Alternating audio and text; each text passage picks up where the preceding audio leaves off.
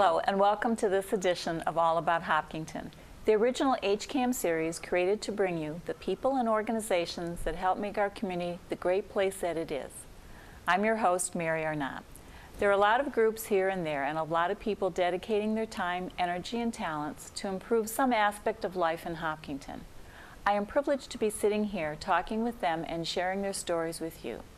Joining me today is Don Cronin and Bill Minch of the Hopkinton Lions Club. Welcome, Bill. Welcome, Don. I'm so glad you could be on the show today. Oh, thank you for inviting us. Yes. Well, the reputation of the Lions Club is well known. You do a lot of community service and hold wonderful events and support a lot of organizations. But I would like to start a little bit about the history and maybe the organization of the Lions Club chapter here in Hopkinton. So, Bill, why don't you give us a little bit of background when the Lions Club got started, organization, mission statement, whatever you'd like to share with us. Okay, great. Let's see, the Lions Club was basically founded or chartered back in 1975, and our sponsor was the Ashland Lions Club. And thanks to the Ashland Lions Clubs for getting us started. And then we just celebrated our 40th anniversary last year, and we had a little celebration back in June to commemorate that. Let's see, a little other history. So I joined in 1998, and it was after church one day, and someone, Jack Sprans, asked me if I'd be interested in joining, so I went to one of the dinner meetings, and I enjoyed the group of people, and I loved what the mission was as far as serving the community and stuff. So basically our goal is to serve the community, a lot of the charitable organizations, and also another part is being part of the Lions Club International is to raise funds for Mass Lions Eye research, etc.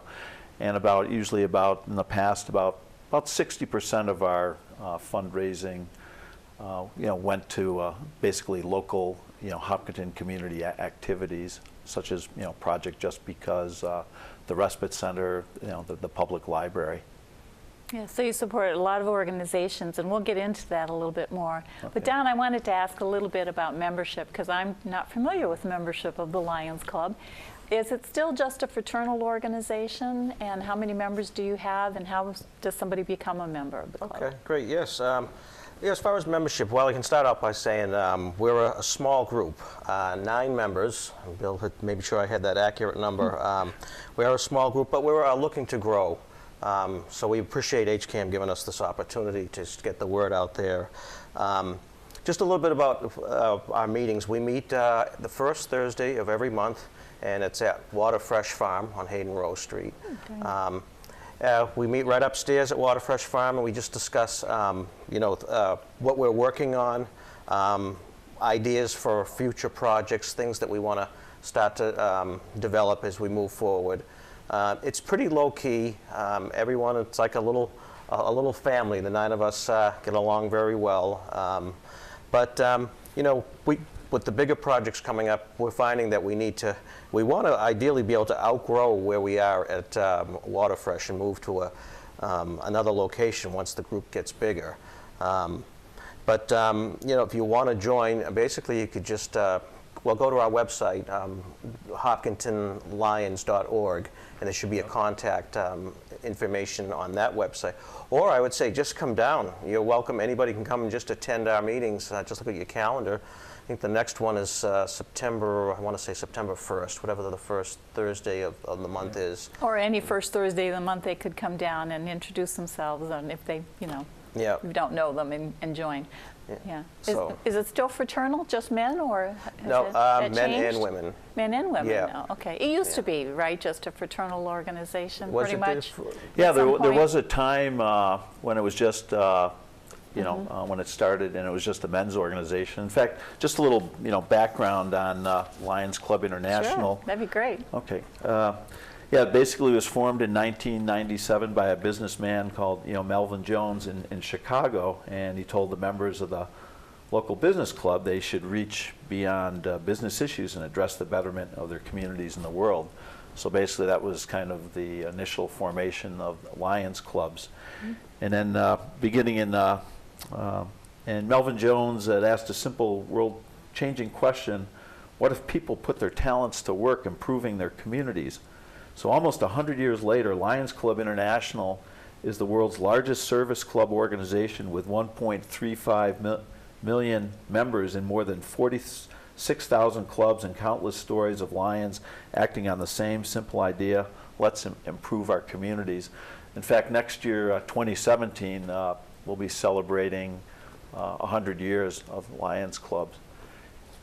And so, yeah, so it's so it's a wonderful organization. And one of the primary missions early on for Lions Club was back in 1925. Helen Keller was invited to their annual conference to address the Lions Club International. You're talking about the Helen Keller? Yeah. Yep, the Helen Keller.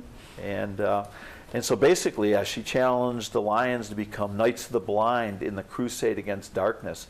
So since then, we have worked tirelessly to aid the blind and visually impaired.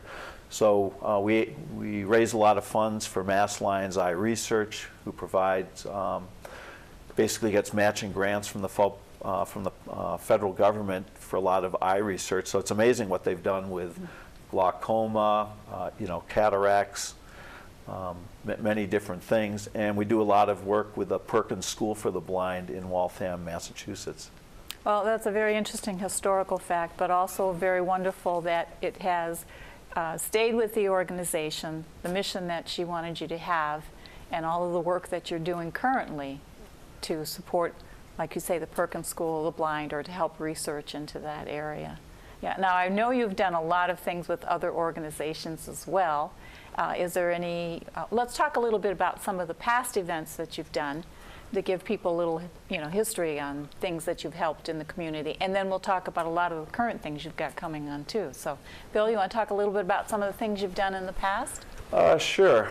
So some of the things you probably, if you've been in town for a while, know the Lions Club is, we used to sell the Christmas trees in the Collella's parking lot at Christmas time, and we did that for a bunch of years. But then as we kind of lost a lot of members, we turned it over to the Boy Scouts, so they've kind of carried on the tradition. Another tradition that we had was we used to do the bottle can drive at the Collella's every fourth Saturday of the month, and in turn we've turned that over to the HPTA, but that used to be a good fundraiser for us. And going back to the Christmas trees, that was probably our biggest fundraiser. Other things that people might remember that known from the Lions Club is in October, at the end of October, we'd have the father-daughter dance called the Pumpkin Prom at the usually at the Hopkinton Middle School. So that was a nice fundraiser, and it was just so much fun, to watch the dads and their daughters, come and enjoy the company of each other on the dance floor, and having snacks and hors d'oeuvres. I was one of those dads. I took my daughter to one of those. It was a lot of fun. They took pictures of us and just all the music, just dancing with your daughters and stuff. So, well, even though you may not be doing some of those things in the current time frame, it speaks well to your organization that there were others that came up behind you and said, "Hey, we'd love to be able to do that," and that you gave, said, "Yes, here, use this." And I remember. And other organizations are benefiting from all the good work that you started and the fundraising. Yeah, the one thing I was kind of passionate about the father-daughter dance, and so when we were dissolving, the club at one point, and thankfully we're back. But I wanted to make sure that tradition would continue, and I know the HPTA is a wonderful organization, so I was able to meet with one of the leaders of the HPTA and sit down with them and transition basically the Pumpkin Prom over to them, and they're doing a wonderful job with it, so thanks to the HPTA. Well, back to membership a little bit, I hope that the message will really get out, because your organization does so many good things that I hope there will be many in town, both men and women, who will want to join and be part of it. You meet once a month and you put all these things, these events together, so I hope they'll want to join. Let's talk a little bit then about some of the things that maybe are coming up a little bit too. Don, you want to share some things about what's coming up? Yeah, great. Actually, before I get to that, I just didn't want to forget, I just wanted to back up as you were talking about the Perkins School for the Blind. Just want to mention, even though we primarily do things like the grocery dash and the lobster raffle, things like that, We were recently, I'll cite one example.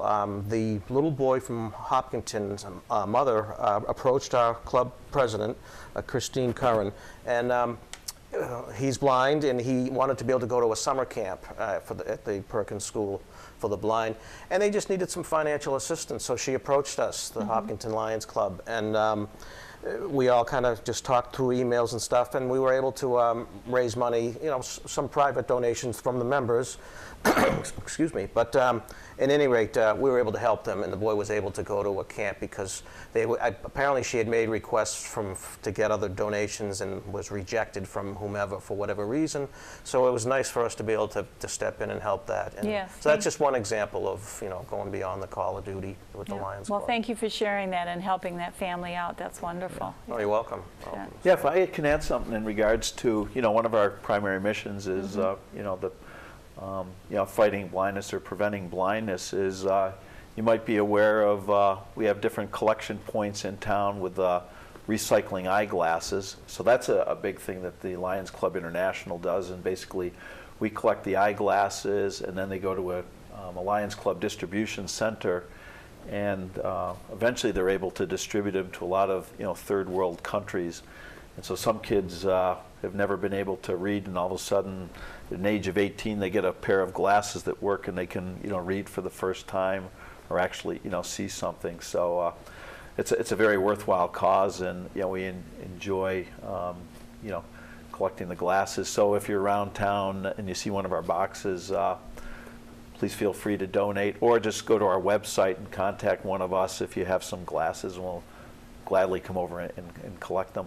Well, thank you for reminding me of that, because I bet if I searched through some of my drawers, I'd find a couple of my old pairs sitting in there somewhere. Do they have to be in perfect condition? Because the frames are probably bent, or, No, they don't. No? Sometimes they might reuse the frames, or they might just take the lenses out. Okay. Yeah. And they actually have, in fact, like locally, they have, was it people from, let's see, I guess Mass General, a lot of the eye doctors around here, they will help basically take the lenses and get a prescription. So, and then some of these doctors actually are students, actually will travel over to third world countries and help match the used glasses to an actual end user or whatever too. So it's a big program that Lions Club International has been doing for, I think, since around 1950. Okay. I'm definitely going to check those drawers of mine. Go ahead, Don. The I-Mobile is very symbolic of the Lions. I know you may have seen it. It was in the town's 300th parade last year. They had, along with a float, and I just take a second to talk about, we're very proud of the Lions float we had made. It was actually made out of paper towels, and that were spray painted the color of the lion.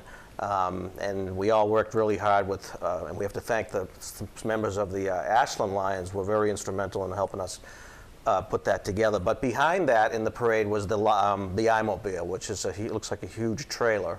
And that's on site. It appears at different events at different towns in the area where people can go in and get screened for glaucoma and things of that nature. And I believe this one is probably on the older side, so I believe the Lions are trying to put a fundraiser together to get a new I-Mobile. I believe that was mentioned at one of our previous district meetings. So, but that's just something worth mentioning, the Lions I-Mobile. If you ever see that, go in and it's free screenings. And, we're trained how to do the screenings, the Lion members, how to perform the actual screenings. But then we would recommend to people to see a professional from there if we see anything in the diagnostics that we think needs attention. So I just wanted to give a little plug for that big Lions I-Mobile that we use. We are going to get to those events that are coming up, but you mentioned something about district meetings. So when the Lions Club organizations have district meetings, does everybody go, or just have a representative from each chapter, like from the Hopkinton chapter that would go? And how often are those, and where do those meet? Yeah, I can talk to that. They're basically 4 times a year. The first one for this year will be September 26th, and we're called District 33K, so we're one of, I think, about 46 clubs in the district, and there's actually 4 districts within the state of Massachusetts. So we meet quarterly, and a lot of times anybody's welcome. Usually a couple of our officers will go.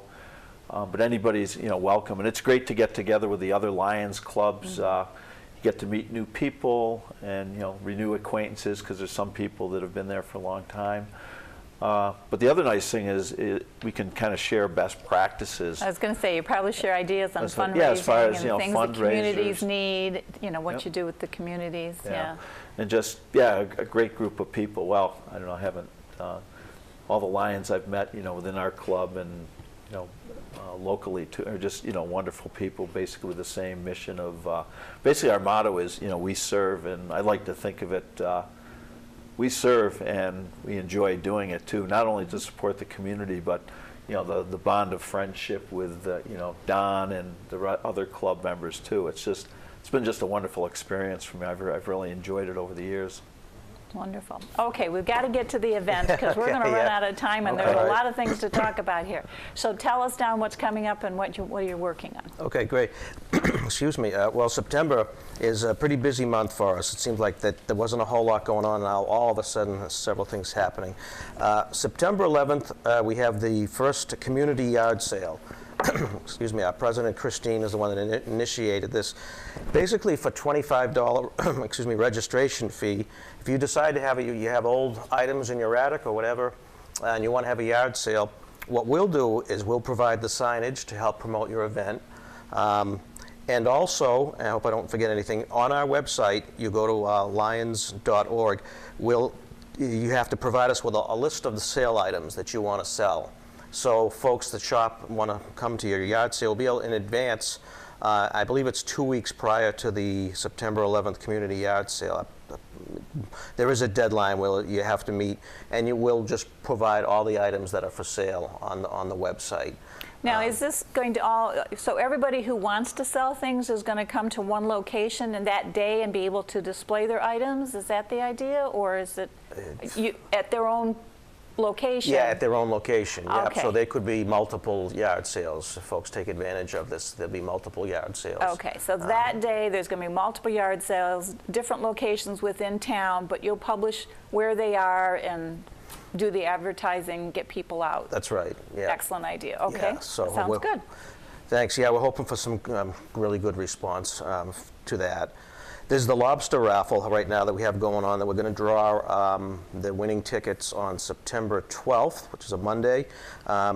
So you have a chance to win 12 lobsters and 10 pounds of steamers. I'm not a big, I like fried clams. I'm not a big lobster person, but there are a lot of, my wife is a lobster lover.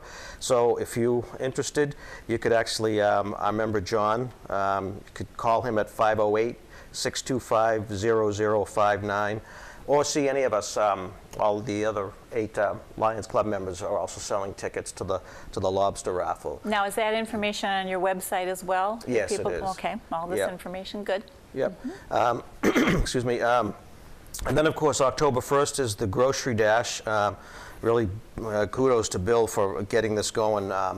The proceeds to benefit Project Just Because and the Mass Lions Eye Research. Now, on September 21st, we'll draw 2 winners. And those lucky people will have a chance on the morning of October 1st at Price Chopper here in Hopkinton at 9 a.m. on the 1st. They'll each have 4 minutes. Now, separately, they'll have 4 minutes to just grab a grocery cart and dash around the store and collect as many groceries as possible. There's certain exclusions. You can't grab, 25 steaks and, that sort of thing. Oh, darn it. I was going to say, I'd ticket. probably head to the meat and poultry counters. Yeah, but so yeah, that should be a lot of fun. And even if after 3 minutes, if you filled your cart, you got another minute left, you can grab another cart. So it's really a chance to stock up on your groceries. And so we're excited about that. Bill has put a lot of work into it. We've sold some tickets, but quite honestly, we need to sell more tickets. We need to ask people to try to open up their wallets a little wider and donate, because there is a significant expense behind it. So we need to be able to raise funds to support that. And so, yeah, we're really excited about that. Before I Okay, move so on, where can people find out about getting tickets then? why don't you On the take- Yeah, website just or let me- anywhere else? Go ahead, Okay, Bill. yeah. Yeah, with regards to tickets, you can contact Don or myself, or just go to our Facebook or hopkintonlions.org, our website, and it'll have contact information. It'll also have, you know, the details, the specific rules, etc. And just a little background, we first did it, you know, thankfully Dale Donahue did it at Colella's back in 2012, and it was a great event. It was a lot of fun, and I think basically the two winners, between the two of them, they collected $2,700 and change of groceries.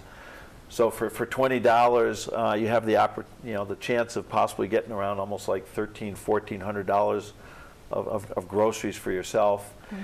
And let's see, let me. I'm going to contact the past winners and ask them, how did you do that? Get some clues, Yeah. huh? Yeah. In fact, let's see. I was talking at a project just because. Christmas in July project just because I was talking to Dale, and she said one of the winners actually went after the pizzas, got like maybe about 20 boxes of frozen pizzas or whatever and stuff. So it's a great opportunity to have some fun and support all our, you know, the local charities, Mass Lions Eye Research, Project Just Because, the Respite Center. Yeah, we're trying to basically build up our coffers so we can, you know, donate to all these, you know, local organizations that we have done in the past. Well, thanks to Price Chopper for stepping up and having it, hosting it this year. And and you know, special thanks to I don't know if you've ever met him. Mike Peters is the store manager at Price Chopper, a wonderful guy. So I've worked with him in his corporate office to kind of get everything going. So on September 21st, we'll draw the two winners, and then on October 1st, this time we've got on a Saturday morning, so hopefully, even if you don't win, if you want to come out and enjoy the fun, that would be great. yeah, cheer them on. Go, go, go. Yep. One thing I'd like to add, and if the winners aren't able to, for whatever physical reasons, run the dash, they are allowed to assign a proxy to run it for them. So. Yep, that's correct. Yeah. Yep. So. Yeah. And how is the drawing done? Is just each name, the names are put in a big bowl and you pick one out like? Yeah, basically, we're going to do it at the Price Chopper store, and we'll have a couple of people. I think Mike Peters is going to draw one of the names, and we might get someone like Cheryl Ann of Project Just Because to draw one of the numbers. And basically, it'll be in a large container. You know, we'll shake it up, and we'll just you know, pull two names or whatever. And that's on September 21st? Yeah, September 21st in the evening. In the evening? Okay. Yes. Yeah. All right. There was just a couple other events. September 5th, which is Labor Day. It's nice of the Marlboro Lions Club have invited the Hopkinton Lions members to march in their Labor Day parade in Marlboro. So we're happy to do that. We'll use that opportunity to sell some tickets as well. But no, we're looking forward to helping them out and marching in their parade on September 5th. September 8th, we're actually going to be feeding the folks at the Senior Center. Is it the bocce tournament that's happening? Is it the bocce ball tournament, and I think it's the seniors, and I think the police department and the fire department will also be there. I guess it's become kind of an annual event. So anyway, we're going to help out with cooking and serving the food, Very to nice. the participants. Yeah. So another Yeah, event it's good we're that you looking forward to. collaborate with the other Lions Club organizations in the area, and you know, that might help spread the word too for the Hopkinton one to grow a little bit bigger. Yeah. Yeah. So All that's right. pretty much some of the things that are coming up for us. We're going to be busy. Yeah. It sounds like it. Yeah, we're just about out of time, so I hope we've covered everything, but if there's anything else you want to add, please do so. Oh, just one other event. We're gonna be at Polyarts, and we're gonna have a table to sell the Grocery Dash tickets. But Perfect. we'll also be there. You know, if you're interested in joining, we can provide you with information of what we do, and we'd love to meet you. So we're looking forward to a nice sunny day, which usually it is, you know, for the Polyarts on September 17th. I was going to say, I think it's the 17th of September, so everybody come out and look for the table and buy tickets. And Yeah, we're also, hopefully, if the weathers cooperate, we're going to bring our big lion, the float there too, that you can see that, as Don mentioned, was in the 300th anniversary parade. I would say, I mean, you talk about being a small organization, but you certainly do a lot of things. Yeah. You know, so you've got a great group, and looking for more people to join you. That's wonderful. I can't believe how much you get done, and all the, you know, you've established all these relationships with organizations in town that you support or help with your fundraising. That's wonderful. Yeah, and again, there's been so many groups in the past that we've worked for. I've kind of brainstormed. Bob Phipps and Brian Thomas of the Phipps Insurance Agency. They've been wonderful supporters over the years. the past, Dale Donahue and the Colellas, Project Just Because, let's see, Cornell's, the pub, actually, you know, they've got land out behind. They were allowed us to store our trailer and supplies. They did a wonderful job for us. The Hopkinton Public Schools with, you know, hosting like the annual pumpkin prom. Let's not forget, you know, HCAM, you know, for helping us publicize events too. And also, you know, the Learning Center and Trish Miller, who runs it, they've helped us out in the past, you know, selling tickets. And of course, Water Fresh Farms. And then Western Nurseries, we've been doing some activities there, like about a month ago, you know, selling blueberry pancakes at their Blueberry Festival. So, Well, that's wonderful. so yeah, we couldn't do it without the support of all these, you know, wonderful Hopkinton organizations, and we really appreciate it. Well, and I really appreciate both of you being on the show today, and we'll get the word out about Thank everything you. that's going Okay, on. thank So you. thank you. Thank you very much. And thanks to our viewers for joining us for this program and hearing about this wonderful organization. For more information about the Hopkinton Lions Club, check out their website. For more information concerning all about Hopkinton, find us on hcam.tv. If you or someone you know is having an impact on our community, we want to hear about it, send an email and perhaps you'll find them sharing their story right here on All About Hopkinton. I'm Mary Arnott, and thanks for watching.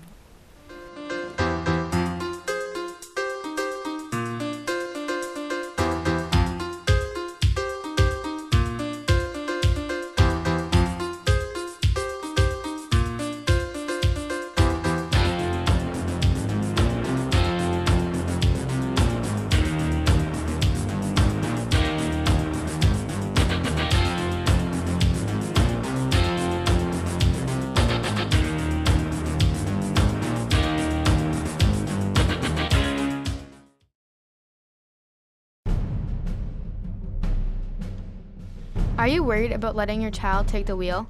Maybe you should also be worried about what you're doing behind the wheel. Have you ever sent a quick text, just this once? Well, that might turn into a catastrophic accident. Monkeys see what monkeys do.